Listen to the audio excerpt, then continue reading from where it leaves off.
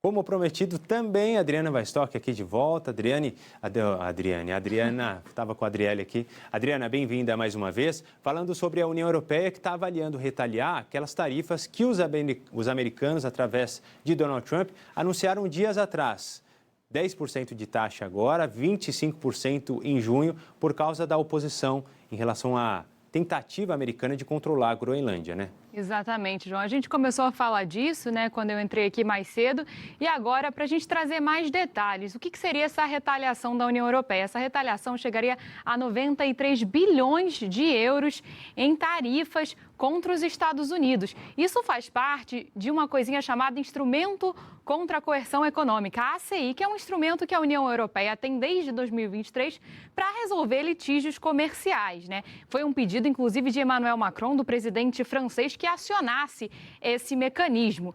Bom, com esse mecanismo, né, não só tarifas vão ser impostas aos Estados Unidos, como também vai impedir que empresas americanas comprem ações de empresas de qualquer um dos 27 Estados-membros da União Europeia. Como o João estava falando, isso veio depois que os Estados Unidos anunciaram essas tarifas de 10% para países que não concordem com o plano dele de anexação da Groenlândia. Esses países são Dinamarca, Noruega, Suécia, França, Alemanha, Reino Unido, Holanda e Finlândia. E essas tarifas de 10% vão se tornar tarifas de 25% a partir do dia 1º de junho, né? O Trump continua aí dizendo que essa é a única forma de manter a paz mundial. Ele disse que a paz mundial está em jogo, que a China e a Rússia ameaçam ali a Groenlândia. Por outro lado, a primeira-ministra da Dinamarca disse que a Europa não pode ser chantageada. E parece realmente que eles estão tomando medidas para que isso não aconteça, né, João? Sem dúvida. A Europa batendo de frente com Donald Trump, mas é muito possível que o Trump não aceite isso de graça, não, né? Pode ali falar 25%, não, vou colocar 50% então, ou mais que isso. Já vimos ele fazer coisa muito parecida nos últimos tempos. A Adriana segue aqui comigo porque a gente tem uma entrevista especial para analisar este assunto com o professor João Alfredo Niegrai, que é professor de Geopolítica da PUC do Paraná, já aqui conectado com a gente na nossa telinha. Professor, obrigado por esse tempo dedicado a gente aqui. Bom dia para o senhor. Muito bom dia, João. Bom dia, Adriana. É sempre uma alegria estar na Band News. Por favor, Adriana. Bom, eu queria te perguntar, professor, exatamente sobre essas ameaças que o Trump tem falado, né, ali na região da Groenlândia. Elas são factíveis? É verdade que a Rússia e a China estão realmente ameaçando a Groenlândia? Ou o Trump está exagerando um pouquinho? Veja, Adriana, é uma boa pergunta, especialmente se a gente considerar que com Donald Trump tudo é absolutamente possível, né?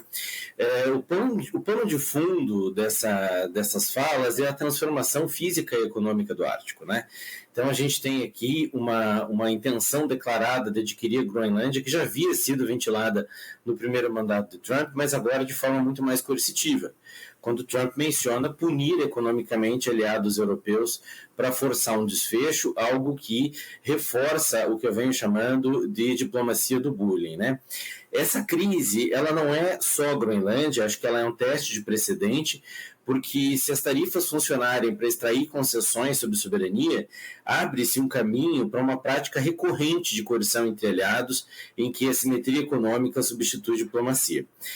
Nesse exato momento, a gente não tem uma ameaça clara de China e de Rússia sobre a região ártica. É claro que o Ártico foi, durante a época da Guerra Fria, um grande centro de tensões, até porque ele representa uma vulnerabilidade mútua. São rotas mais curtas entre Ásia, América do Norte e Europa, mas que nesse momento vinham aí arrefecidas. Então agora a gente tem aí uma questão que volta aos holofotes e também por uma razão climática, né?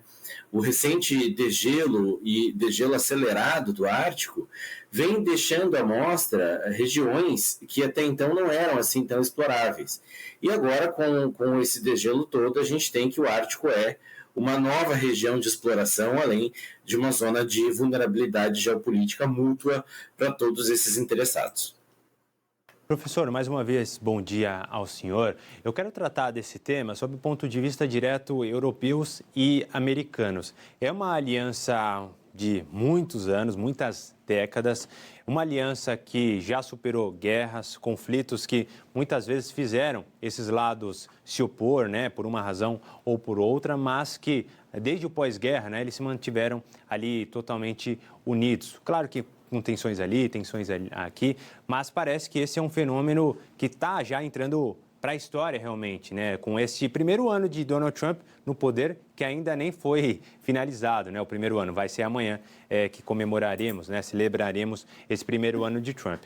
Agora, o Emmanuel Macron, que é inclusive próximo a Donald Trump, liga para Trump em frente ali na Times Square. A gente teve este relato, né, uma vez, quando Donald Trump estava passando com a sua comitiva, você lembra, né, disso? Então, o Macron fez uma brincadeira com ele, abre caminho aí para mim. Então, eles têm uma boa relação, costumam se falar bastante. Só que o Macron tem batido bastante na tecla. Nós não podemos abrir mão da nossa soberania, da nossa autonomia e coisa que o valha. Agora, eu disse, o Trump não vai aceitar isso facilmente, deve dobrar a aposta. A Europa vai ter cacife suficiente para bater nessa tecla realmente de maneira prática, não só no discurso? Essa é a tentativa, né? Geopoliticamente, as tarifas que Trump anunciou sobre a Europa funcionam como uma alavanca. Trump encontra aí essa alavanca para tentar reordenar a governança do Ártico sem passar pelo caminho institucional esperado, que envolve OTAN, arranjos bilaterais de defesa e acordos técnicos. Quando ele eleva o custo econômico, ele tenta converter um tema que é de soberania e segurança coletiva numa decisão precificada. E a Europa percebe que, se isso der certo, abre-se um precedente para uma prática recorrente de coerção intra-aliança, em que a simetria de mercado substitui negociação entre aliados. Geoestrategicamente, o argumento estadunidense de segurança nacional vem ganhando aí musculatura há algum tempo. Agora, pensando nas tarifas, né? Se a União Europeia efetivamente realizar uma retaliação na ordem de 93 bilhões de euros, com eventual atuação e ativação desse instrumento anticoerção pensado pelo Emmanuel Macron, sugerido pelo Emmanuel Macron, e pensado justamente para quando um país usa pressão econômica para forçar a decisão política, isso muda o jogo. E isso muda o jogo porque esse instrumento anticoerção não é só tarifa contra tarifa, ele pode evoluir para restrições, pode evoluir para condicionantes de acesso ao mercado europeu que envolve serviços, compras públicas, investimentos, conformidade regulatória, atingindo pontos de vantagem de empresas estadunidenses. Em outras palavras, a União Europeia sinaliza que pode responder, digamos que no mesmo idioma estratégico de Donald Trump. Se a Casa Branca usa o comércio como coerção política, Bruxelas também tem capacidade de construir um custo político e econômico e agora vai usar essa ameaça para barganhar aí no Fórum Econômico de Davos e evitar que essa crise vire uma ruptura estrutural. É importante eu destacar aqui na parte final da minha resposta que eles aprenderam que lidar com o Trump apenas na diplomacia, sem um potencial ofensivo um pouco maior, tende a não dar bons resultados. Professor, eu queria te perguntar, falando aí sobre essas tarifas, queria ver um pouco do impacto aqui com a gente, né? A gente sabe aí que o Trump ameaçou essas tarifas de 10%, que vão chegar a 25% em junho. Isso cria, de alguma forma, uma pressão maior para que o Parlamento Europeu vote a favor do acordo entre Mercosul e União Europeia? Sim e não. Porque as empresas estadunidenses, elas atuam em setores que não são necessariamente os setores que as empresas do Mercosul podem fornecer para a União Europeia. Então, aqui nós temos uma pauta comercial muito mais focada em commodities, muito mais focada em produtos agroindustriais. Do outro lado, e agora o porquê do sim e do não, né? Então, não porque a nossa pauta comercial é diferente, mas sim porque o mercado do Mercosul, ele pode ser mais atrativo, ele pode se tornar mais atrativo para as empresas da União Europeia nesse momento em que há tensões estruturais com os Estados Unidos. Então, embora as pautas comerciais do Mercosul e dos Estados Unidos sejam distintas, o mercado do Mercosul pode ser um atrativo para os europeus nesse momento de intensa fragmentação comercial. E aí que é tão interessante a gente notar esse timing do acordo Mercosul-União Europeia. É um timing que vem nesse momento de comércio internacional fragmentado e que pode ser aí um respiro para os europeus nesse momento de tantas tensões. Professor, queria mudar de assunto aqui, falar sobre Portugal, né? Esse domingo foi um domingo de eleições para presidente, não primeiro-ministro, que é quem comanda o governo de fato. O presidente tem um caráter mais simbólico, né, mais protocolar, mas é uma personalidade importante no país, ali na Europa também, ainda que de caráter militado, né, levando em conta a geopolítica de Portugal. No entanto, chama a atenção essa eleição por ser a primeira em 40 anos que vai para o segundo turno, mostrando a divisão no país e também colocando, assim como vimos em outras partes do mundo, em Portugal, a esquerda contra a extrema-direita, o Chega, né, que vem crescendo bastante já há alguns anos. Qual a observação, a análise que o senhor faz dessas últimas horas, né, dessa eleição de domingo, mas o que vem pela frente, o segundo turno que já está aqui?